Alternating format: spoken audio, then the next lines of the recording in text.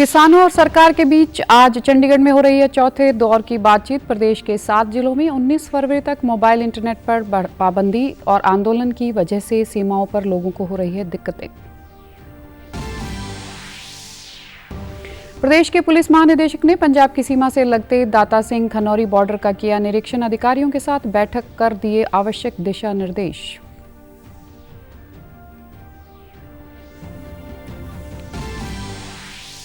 नई दिल्ली में आयोजित भाजपा के 2 दिवसीय राष्ट्रीय अधिवेशन के समापन सत्र को पीएम नरेंद्र मोदी ने किया संबोधित। गृह मंत्री अमित शाह ने रखा भाजपा देश की आशा विपक्ष की हताशा का प्रस्ताव।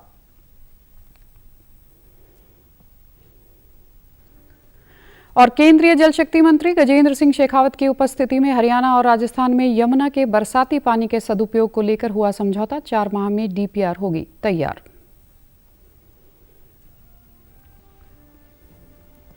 नमस्कार, मैं हूं आरजू। अब समाचार विस्तार से। किसान संगठन के आंदोलन का आज छठा दिन है। प्रदर्शनकारी किसान अभी भी शंभू बॉर्डर पर डटे हुए हैं। 16 फरवरी को किसान संगठनों ने भारत बंद का आह्वान किया था, जिसका कोई खास असर देखने को नहीं मिला। हालांकि पंजाब हरियाणा के शंभू बॉर्डर पर किसानों ने एक बार फिर दिल्ली की तरफ बढ़ने की कोशिश की, जिसे हरियाणा पुलिस और अर्धसैनिकों ने विफल कर दिया।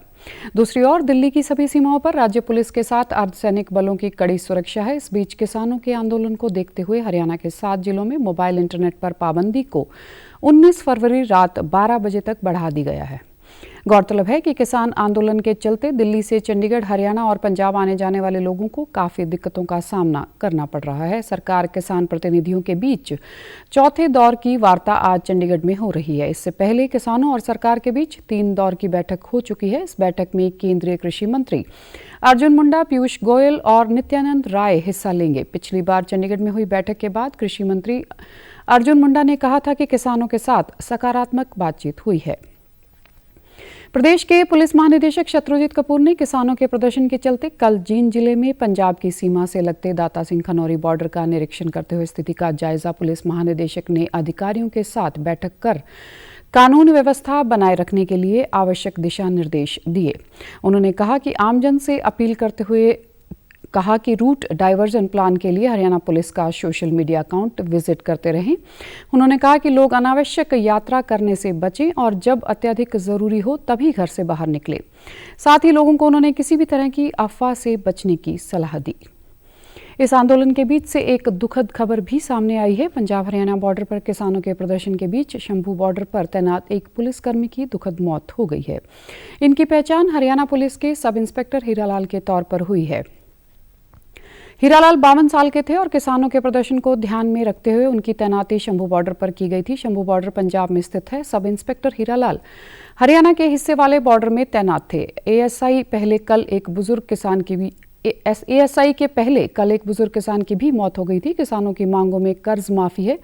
नवंबर 2020 से दिसंबर 2021 के बीच दिल्ली में चले किसानों के विरोध प्रदर्शन के दौरान मारे गए लोगों के परिवार में किसी एक के लिए नौकरी, लखमीपुर में विरोध प्रदर्शन के दौरान घायल हुए किसानों के लिए मुआवजे की व्यवस्था और किसानों के खिलाफ दर्ज मामले वापस लेना शामिल है। लेकिन सबसे अधिक चर्चा जो है वो एमएसपी की गारंटी देने वाली मांग की हो रही है। तो चलिए आपको समझाते हैं कि एमएसपी से जुड़े जरूरी तथ्य क्या कुछ हैं। क्यों कृषि विशेषज्ञों की राय में एमएसपी से किसानों को फायदे से ज्यादा नुकसान ही होने वाला है, क्योंकि बिचौलिए और निजी कारोबारी मार्केट में आ जाएंगे। एमएसपी किसानों की समृद्धि की गारंटी नहीं है। एमएसपी कानूनी गारंटी देने पर बिचौलियों को फायदा होगा, गारंटी मिलने पर हरियाणा और पंजाब को नुकसान होगा। हरियाणा और पंजाब में 100% एमएसपी पर खरीदारी अन्य राज्यों के कोटे की एक सीमा निर्धारित 10 साल में गेहूं और धान की एमएसपी पर खरीद के जरिए किसानों को 18 लाख करोड़ रुपए मिले। एमएसपी की मांग को पूरी तरह राजनीतिक बताया जा रहा है। कई बार एमएसपी से अधिक कीमतें बाजार में मिलती हैं। वो फायदा किसानों को नहीं मिल पाएगा। पिछले साल की बात करें तो तुअर, उड़द और समेत 5 खरीफ फसलों का मंडी भाव एमएसपी से भी ज्यादा रहा है। 11 प्रमुख खरीफ फसलों में से 5 का मंडी भाव उनके एमएसपी से भी अधिक है। देश में अन्न भंडारण की पर्याप्त व्यवस्था नहीं है। केंद्र के पास फिलहाल 47% अन्न भंडारण की व्यवस्था है। किसानों के प्रदर्शन के चलते आमजन के साथ साथ ट्रक ड्राइवर परेशानी से जूझ रहे हैं। पिछले लगभग 1 सप्ताह से एक ही जगह पर रुके होने के कारण उन्हें भारी परेशानियों का सामना करना पड़ रहा है। सिरसा के गांव खैराका के पास नेशनल हाईवे पर सैकड़ों ट्रक सड़क के किनारे खड़े हैं और ट्रक ड्राइवर पिछले 7 दिनों से वहीं पर अटके हुए हैं। ड्राइवर की मांग है कि जल्द से जल्द रास्ते खोल देने चाहिए जिससे उन्हें कोई परेशानी न हो। मीडिया से बातचीत करते हुए ट्रक ड्राइवरों ने बताया कि उनका किसानों द्वारा किए जा रहे प्रदर्शन से कुछ लेना देना नहीं है, लेकिन फिर भी उन्हें परेशानियों का सामना करना पड़ रहा है। वे दूर दराज से माल लेकर आए हैं और अपने स्थान पर जाने के लिए इंतजार कर रहे हैं। सभी रास्ते बंद हैं। यहाँ पर बड़ी कठिनाई से दिन रात गुजर रहे हैं।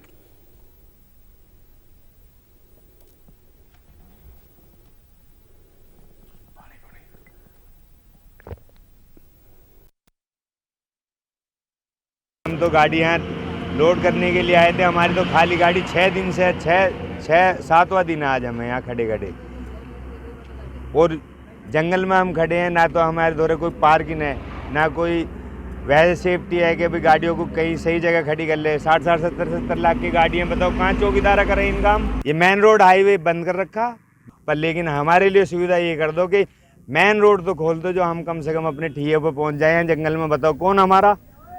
सारा रास्ता ब्लॉक है और ब्लॉक के कारण में हम ड्राइवरों भाइयों को परेशानी उठाना पड़ रही है और मैं सरकार से अपील करना चाहता हूँ कि ये जल्दी से जल्दी हमारी ड्राइवर भाइयों की समस्या सॉल्व की जाए, क्योंकि यहाँ पर इंटरनेट सेवाएं बंद कर रखी है जिसके कारण में हमारे को बैलेंस के चलते हुए भी हमको दिक्कतें उठाने पड़ रही हैं। 6 से ड्राइवर खड़े हैं सर। हमसे क्या दखलंदाजी इन लोगों को, क्यों मेरे हमको बंद कर रखा है। हमको जाने दे सर, हम बहुत परेशान हैं। सरकार से ये दरख्वास्त है, यही हमको जाने दे, रास्ता खोल दें।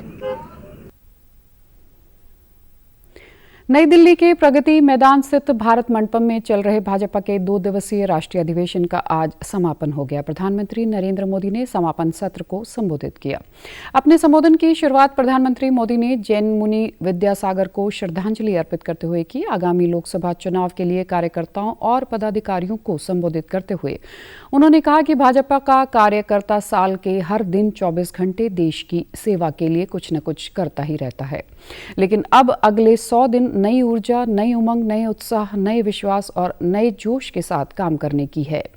अयोध्या में राम मंदिर का निर्माण करके हमने 5 सदियों का इंतजार खत्म किया है। करीब 7 दशक के इंतजार के बाद देश को अनुच्छेद 370 से मुक्ति मिली है।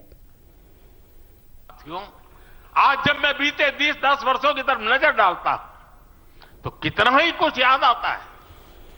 ये 10 वर्ष साहसिक फैसलों, तुम दूरगामी निर्णयों के नाम है। जो काम सदियों से लटके थे, हमने उनका समाधान करने का साहस करके दिखाया है। अयोध्या में भव्य राम मंदिर का निर्माण करके हमने 5 सदियों का इंतजार खत्म किया है।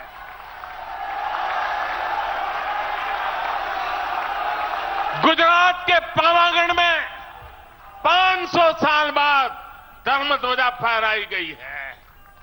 7 दशक बाद हमने करतारपुर साहिब राहदारी खोली है।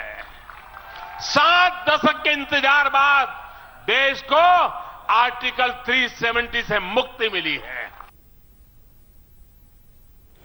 उन्होंने कहा कि कांग्रेस को पहले भारतीयों की शक्ति पर भरोसा नहीं था। यही वजह थी कि उनके पास विजन की कमी थी।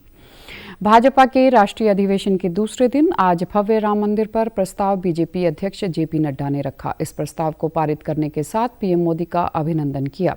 इसके बाद केंद्रीय गृह मंत्री अमित शाह ने दूसरा प्रस्ताव भी रखा। भाजपा देश की आशा, विपक्ष की हताशा के नाम से रखे गए इस प्रस्ताव को रखते हुए अमित शाह ने कांग्रेस और इंडी गठबंधन पर जमकर निशाना साधा।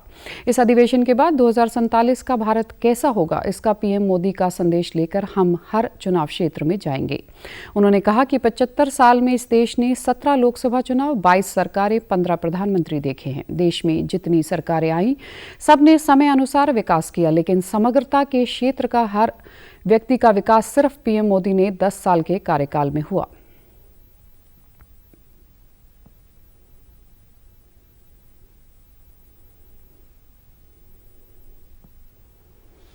क्षेत्र का विकास और हर व्यक्ति का विकास करने का काम केवल और केवल नरेंद्र मोदी जी के 10 साल में हुआ है। नरेंद्र मोदी जी के 10 साल के अंदर देश सुरक्षित हुआ, देश समृद्धि की ओर आगे बढ़ा। 60 करोड़ गरीबों को घर देना, घर में गैस का सिलेंडर देना, पीने का पानी का कनेक्शन देना, बिजली पहुंचाना, शौचालय देना, 5 किलो अनाज गरीब को फ्री ऑफ कॉस्ट मुफ्त में देना और 5 लाख तक का स्वास्थ्य का उसका खर्चा भी सरकार ने उठाया। उन्होंने कहा कि INDIA गठबंधन और कांग्रेस इस देश के लोकतंत्र को खत्म कर रही है। पीएम मोदी ने 10 साल में देश में भ्रष्टाचार, परिवारवाद, तुष्टीकरण और जातिवाद को समाप्त कर विकास किया। पीएम मोदी आत्मनिर्भर भारत 2047 के भारत का लक्ष्य रखते हैं। और पिछड़ा समाज उसको वोट बैंक के नाते एक कांग्रेस और इंडिया अलायंस वालों ने उपयोग तो बहुत किया, पहली बार उनको सम्मान और हिस्सेदारी देने का काम भारतीय जनता पार्टी की नरेंद्र मोदी सरकार ने। और मैं आज बताना चाहता हूं मित्रों आपको कि 140 करोड़ की जनता ने पहली बार महान भारत का स्वप्न देखने का साहस नरेंद्र मोदी जी ने दिया है। न केवल महान भारत का स्वप्न देने का साहस, उस स्वप्न को सिद्धि में परिवर्तित करने के लिए सामूहिक पुरुषार्थ करने का मन भी नरेंद्र मोदी ने बनाया है और पूरे देश के सामने एक लक्ष्य रखा कि 2047 में भारत पूर्ण विकसित भारत होगा, आत्मनिर्भर भारत होगा, गुलामियों की निशानियों से मुक्त भारत होगा। भारत मंडपम में भाजपा सम्मेलन के पहले दिन प्रधानमंत्री नरेंद्र मोदी ने भारतीय जनता पार्टी के कार्यकर्ताओं को आने वाली लोकसभा चुनाव में 370 सीटों पर जीत सुनिश्चित करने के लिए अगले 100 दिन का अपने आप को पार्टी को समर्पित करने की अपील की है। उन्होंने राष्ट्रीय जनतांत्रिक गठबंधन यानी NDA को 400 सीटें जिताने का लक्ष्य रखा है, जिसमें भाजपा की 370 सीटें शामिल हैं। पार्टी कार्यकर्ताओं को संबोधित करते हुए उन्होंने कहा कि भाजपा अपने विकास कार्यों और गरीब कल्याण के मुद्दों पर लोकसभा चुनाव लड़ेगी। इस मौके पर केंद्रीय रक्षा मंत्री राजनाथ सिंह ने राजनीतिक प्रस्ताव रखा, जिसे पारित कर दिया गया। विकसित भारत मोदी की गारंटी नाम से रखे गए इस प्रस्ताव में मोदी सरकार की तमाम उपलब्धियों का जिक्र किया गया है। प्रस्ताव में कहा गया कि मोदी जो कहते हैं वही करते हैं। उन्होंने कहा कि अब की बार 400 पार एक नारा नहीं बल्कि हर कार्यकर्ता का संकल्प होना चाहिए।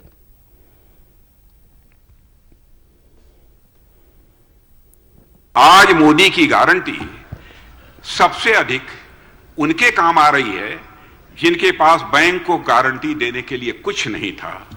साल 2014 तक भी देश में करोड़ों लोग ऐसे थे जिनका बैंक में खाता नहीं था, और आपको मालूम है 50 करोड़ गरीबों के देश में खाते खुल गए हैं। आज बिना गारंटी के रेहड़ी पटरी वाले लोगों को बैंकों से लोन मिल रहा है। उनकी गारंटी किसने दी है? उनकी गारंटी देने वाला भी तो कोई चाहिए। उनकी गारंटी देने वाला एक ही भारत माता का सपूत है, जिसका नाम है नरेंद्र मोदी, जो आज हमारे भारत के प्रधानमंत्री।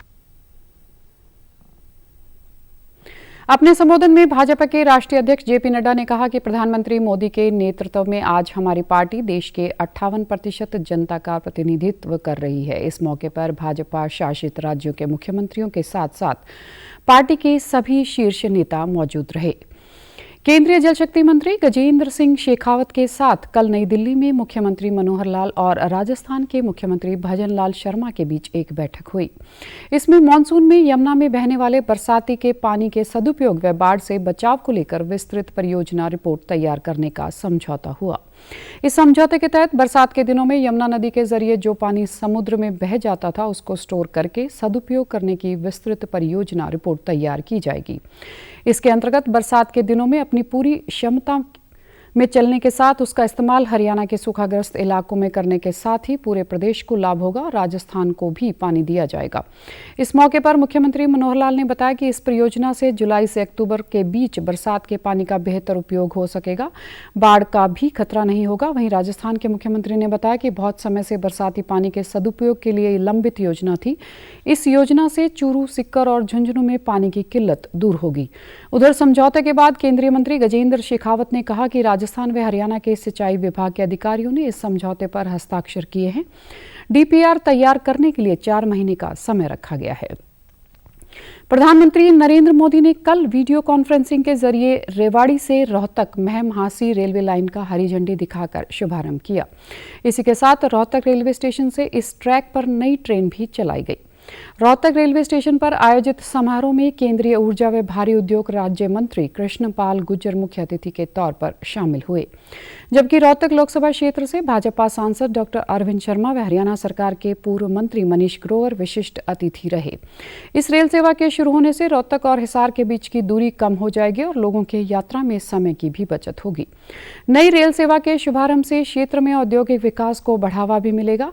68.5 किलोमीटर लंबी रोहतक महम हांसी नई रेल लाइन पर करीब 890 करोड़ रुपए की धनराशि खर्च हुई है। पहले रोहतक और हिसार के बीच सीधा रेल संपर्क नहीं था। नई रेल लाइन परियोजना पर रोहतक से हांसी के बीच डोब, भाली, मोखरा, मदीना, महम, मुंडाल कला और गढ़ी के स्टेशन होंगे। यह रेलवे लाइन रोहतक हांसी के बीच की दूरी को लगभग 20 किलोमीटर तक कम करेगी। रेलवे ने इस नए रूट पर दोनों ट्रेनों का शेड्यूल भी जारी कर दिया है।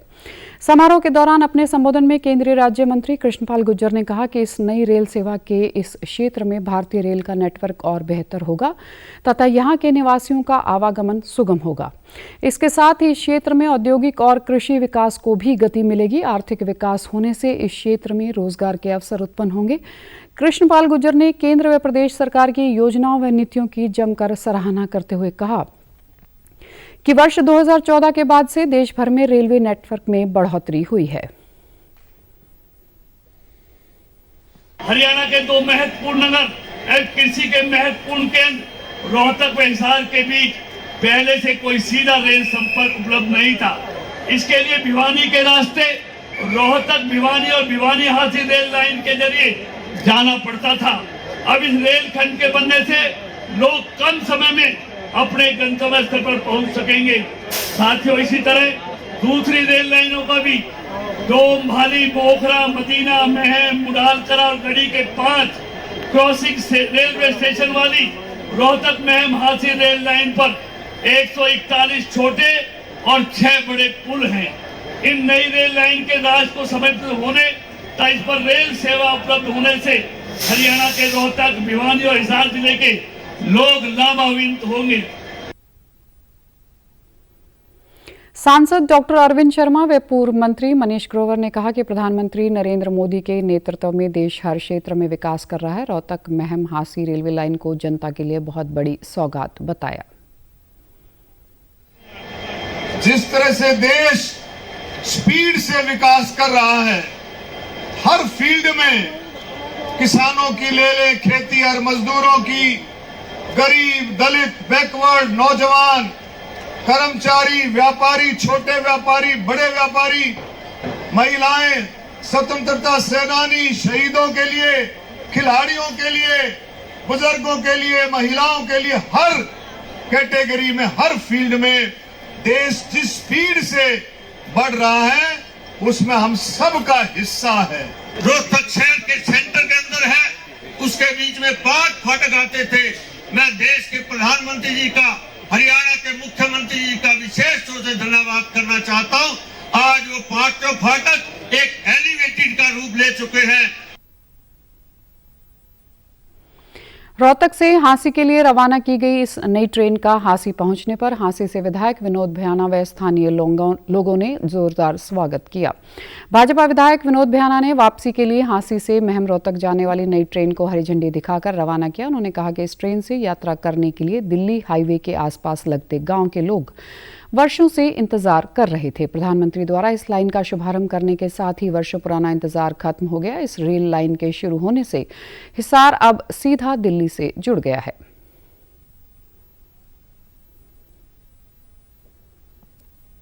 हांसी निवासियों के लिए, पूरे हांसी हल्का निवासियों के लिए बड़े गौरवशाली क्षण हैं और हम सब के लिए बड़ा हर्ष का विषय है कि एक चिर परीक्षित हमारी मांग जो आज माननीय प्रधानमंत्री नरेंद्र मोदी जी के कर कमलों द्वारा पूरी हुई है। आप सभी जानते हैं कि हांसी से सीधा महम रोहतक होते हुए दिल्ली जाना होगा तो हम सब के लिए बड़ा सुगम हो गया। एक भव्य स्टेशन भी बनेगा, इसमें वेटिंग हॉल भी बनेगा, हर प्रकार की सुविधाएं यात्रियों के लिए यहाँ मुहैया होंगी। तो मेरा कहने का मतलब है, जहाँ तक आपके बड़े दूसरे लंबी रेलगाड़ियों की ठहराव की बात है, तो निश्चित रूप से रेलवे जंक्शन होने के बाद लंबे रूट की गाड़ियाँ भी यहाँ रुकेंगी और उसका फ़ायदा हमारे इलाके की जनता को होगा। प्रदेश के किसानों को आर्थिक रूप से सशक्त करने के लिए सरकार द्वारा किसानों को बागवानी खेती अपनाने पर जोर दिया जा रहा है। इसके लिए उन्हें सरकार की ओर से प्रशिक्षण और अनुदान भी दिया जा रहा है। इसी कड़ी में अंबाला के किसान मशरूम की खेती कर अच्छी आमदनी कमा रहे हैं। हरियाणा कृषि विश्वविद्यालय के अंतर्गत अंबाला में चल रहे कृषि विज्ञान केंद्र कोऑर्डिनेटर डॉक्टर सुनीता आहूजा ने बताया कि किसानों को मशरूम उत्पादन करने के लिए प्रशिक्षण व ऋण मुहैया करवाया जा रहा है, जो कि किसानों के लिए काफ़ी फायदेमंद है। मशरूम उत्पादन भूमिहीन किसान के लिए भी लाभदायक है। महिला किसान भी मशरूम उत्पादन कर आत्मनिर्भर बन रही है। मशरूम उत्पादन एक बहुत ही अच्छा व्यवसाय है और भूमिहीन किसानों के लिए तो बहुत ही कारगर साधन है। काफ़ी किसान हमारे जो इस तरफ हमारा रुझान बड़ा है लोगों का, और बहुत अच्छे से उन्होंने ट्रेनिंग करके बहुत अच्छा काम भी कर रहे हैं और बहुत ही फ़ायदे का सौदा है। जैसे हमारी महिलाएं हैं, घर में बैठकर ही वो घर का काम करते करते भी इसको कर सकती हैं। मशरूम बहुत ही एक व्यवसाय ऐसा है कि जैसे हम छोटे बच्चे का ध्यान रखते हैं, ऐसे थोड़ी सी देखभाल और अच्छे से उसका ध्यान रखने से हम कम खर्चे में बहुत अच्छा फ़ायदा ले सकते हैं। उनका 300 बैग के ऊपर सब्सिडी स्टार्ट होती है कि आप 300 बैग कम से कम आप रखेंगे तो आपको सरकार सब्सिडी देगी। अंबाला शहर के मिलापनगर निवासी रीटा ने बताया कि वे स्नातक पास हैं और केंद्र से प्रशिक्षण लेकर उन्होंने घर पर ही मशरूम का उत्पादन शुरू किया है, जिससे उन्हें भारी मुनाफा भी हो रहा है। उन्होंने सरकार का आभार प्रकट करते हुए अन्य महिलाओं से मशरूम का उत्पादन करने का आह्वान किया ताकि वे जीवन में आत्मनिर्भर बन सकें। मैंने ग्रेजुएशन करी है, ये मैंने 2019 से ये काम शुरू किया हुआ है। ट्रेनिंग ली थी मैंने कृषि विज्ञान केंद्र से, इसलिए मेरे को ये ज़रिया अच्छा लगा मेरे को कमाने के लिए। और धन्यवाद सरकार गवर्नमेंट का, जो इन्होंने हमें फ्री में ये योजना दी थी। इसके मार्केट में भी दाम अच्छे हैं और इस रोज़ तोड़ने से रोज़ इसकी सेल अच्छी हो जाती है, रोज़ की आमदनी ठीक मिलती है। अच्छा है। और महिलाओं का ये है कि उनको भी करना चाहिए, कोई ना कोई काम तो करना ही चाहिए, और इसीलिए मैंने भी ये शुरू किया हुआ है। हर लड़की को, हर लेडीज़ को करना ही चाहिए।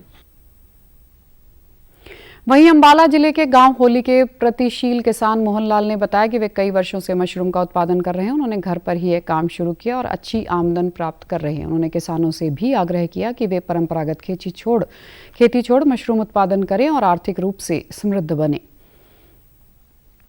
मैं मशरूम का काम करता हूँ, पिछले 5 साल से मैं ये मशरूम का लगातार काम करते आ रहा हूँ जी। और इसमें मैंने अग्रिम किसान में इनाम प्राप्त किया है हिसार यूनिवर्सिटी से। मेरे को बहुत बढ़िया लगता है सर। मैं लोगों को कहना चाहता हूँ कि इस सेक्टर के अंदर जितने भी लोग ज़्यादा से ज़्यादा मशरूम उगाना का काम शुरू करना चाहें तो हम उनके लिए काम करेंगे जी, और बताएंगे भी इस प्रकार से इसकी खेती होती है। ज़्यादा से ज़्यादा लोग इसका काम करना चाहें तो कर सकते हैं। सरकार की एक बहुत बढ़िया योजना है जी। इसरो ने अंतरिक्ष में एक और बड़ी छलांग लगाते हुए श्रीहरिकोटा के सतीश धवन अंतरिक्ष केंद्र से GSLV-F14 से इनसेट 3DS का विशेष मौसम उपग्रह का कल सफलतापूर्वक प्रक्षेपण किया है। इसरो के अध्यक्ष S सोमनाथ ने कहा कि अंतरिक्ष यान को सफलतापूर्वक नियत कक्षा में स्थापित किया गया है। उन्होंने बताया कि इस प्रक्षेपण के बाद मौसम के पूर्वानुमान की सटीक जानकारी मिल सकेगी। I'm very happy to announce the successful accomplishment of the mission GSLV-F14 INSAT 3DS. The space rod has been injected into a very good orbit. The injection conditions were as expected, and we also noted that the vehicle has performed very, very well. And INSAT 3DS is the next generation weather satellite with improved capability over the existing INSAT series, which is there in orbit, INSAT 3D and INSAT 3DR. And this will augment the capability of observation of various atmospheric parameters that leads to the the information related to the weather and the climate. केंद्रीय विज्ञान और प्रौद्योगिकी राज्य मंत्री doctor Jitendra Singh ने वैज्ञानिकों को बधाई देते हुए एक्स पर कहा कि नवीनतम पीढ़ी के मौसम उपग्रह इनसेट 3DS के लॉन्च का जश्न मना रहा हूं। ऐसे समय में अंतरिक्ष विभाग से जुड़े होने पर गर्व है।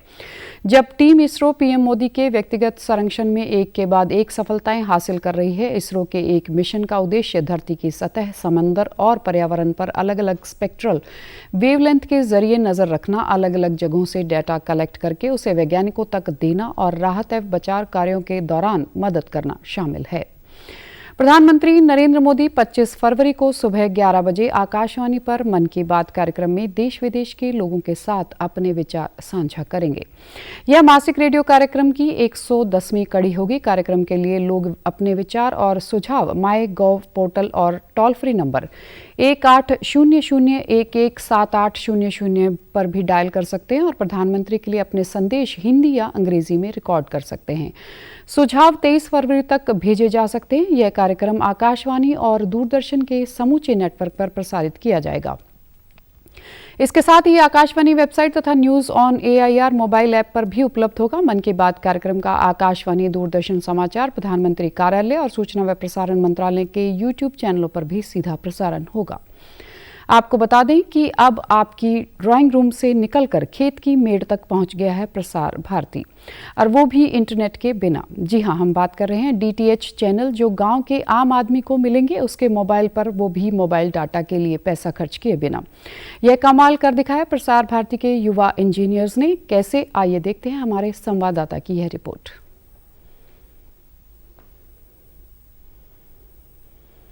और यहाँ चल रहा है ब्रॉडकास्टिंग इंजीनियरिंग सर्विस का एक्सपो 24 और प्रसार भारती ने भी अपने रिसर्च और डेवलपमेंट विंग की तरफ से कुछ चीज़ें पेश की हैं। सबसे एक्साइटिंग जो मुझे लगा वो ये कि अब गांव में भी लोग अपने मोबाइल फ़ोन पे दूरदर्शन के सारे चैनल्स देख सकते हैं। कैसे, इस पर हम आपको दिखाएंगे। देखिए, ये है जो इन्होंने यह सिस्टम लगाया है और ये जो लोग हैं इन्होंने इस पर रिसर्च की है। क्या नाम है आपका? मेरा नाम मोहित मिश्रा है। मोहित, ये बताइए कि ये आइडिया कैसे आया कि मोबाइल फ़ोन पे भी देख सकते हैं और इसमें कोई पैसा भी नहीं देना होगा किसी को? एक्चुअली हमारे बहुत सारे मल्टीपल प्रोजेक्ट्स चल रहे थे OTT के ऊपर और DTH के ऊपर, तो उसी को हम लोगों ने फर्दर एक्सप्लोर करते हुए एक को किया कि ऐसा भी हम कर सकते हैं कि जो नॉर्मल चैनल्स है उसका अगर हम लोकल सेटअप पे उसको करेंगे तो एक पर्टिकुलर इंट्रानेट पे हम लोग उस सारे चैनल्स को ब्रॉडकास्ट कर सकते हैं। तो जो भी पर्टिकुलर एरिया में हमारे लोग हैं उनको हम नॉर्मली एक अपना ही नेटवर्क पे जोड़ेंगे जिसमें इंटरनेट की जरूरत नहीं होगी और उससे सारे चैनल्स हम उनको प्रोवाइड कर सकते हैं जो भी हम अपने सर्वर पे डालेंगे। मेरे साथ प्रशांत गुप्ता भी हैं जो इस टीम का हिस्सा। प्रशांत, इन्होंने बताया कि सारे चैनल्स मतलब DD के अलावा भी हो सकते हैं या सिर्फ DD के? बेसिकली जो DTH फ्री डिश पे जितने भी चैनल हैं वो सारे हम लोग इस पे ला सकते हैं और ये सर्विस वहाँ पे ज़्यादा कारगर साबित होगी जहाँ पे किसान लोग वगैरह रहते हैं, रिमोटली ऑपरेट रहते हैं, ताकि क्या हो कि एक ही इंटरनेट में विदाउट डेटा का कॉस्ट लगे वो इजीली अपना कहीं भी देख सकते हैं मोबाइल पे। मान लीजिए कोई किसान है और उसको DD न्यूज़ देखना है अपने मोबाइल पे डेटा यूज़ किए बिना। जो रूरल एरिया में लोग हैं उनको ज़्यादा से ज़्यादा ये कवरेज हो और उनको यूजेज हो, तो उनके लिए हमने चाहते हैं कि कोई मोबाइल डाटा ना यूज़ करना पड़े। फॉर दैट आप डायरेक्टली बस यहाँ हमारे नेटवर्क से कनेक्ट करेंगे, एक हमारा सेटअप होगा एंड देन आप हमारे नेटवर्क से कनेक्ट होकर डायरेक्टली कोई भी ऑल इंडिया रेडियो के जितने भी चैनल्स हैं जो भी आपको DTH में मिलते हैं और जो भी दूरदर्शन के चैनल्स हैं सब आप स्ट्रीम करके प्लेलिस्ट में देख सकते हैं। It's very handy, you can see. Right, मुझे बताइए ये एंटीना क्या AC से कनेक्टेड है या? हाँ जी, बताइए ये क्या है? एक्चुअली आइसोट्रॉपिक एंटीना है जो अभी 12 dBi का हम यूज़ कर रहे हैं। हमारे को कवरेज इंक्रीज करना है, जैसे अभी right now yes, in order to increase the coverage कि हम चाहते हैं कि रूरल एरिया में एक बहुत बड़े एरिया में हम कर सके ट्रांसमिट, तो उसके लिए हम ये यूज़ करते हैं। आपने सुना, ये पूरी तरह से कॉन्फिडेंट है, प्रोटोटाइप तैयार है और तमाम दूरदर्शन के चैनल और इसके अलावा DTH पे जो अवेलेबल है चैनल्स वो आप घर बैठे बिना अपना डेटा खर्च किए अपने मोबाइल पर देख सकते हैं और आम आदमी के लिए ये बहुत ज़्यादा सहूलियत होगी। कैमरामैन अनिकेत के साथ मैं विशाल बरिस्टू, DD न्यूज़, दिल्ली। समाचारों में आज इतना ही। नमस्कार।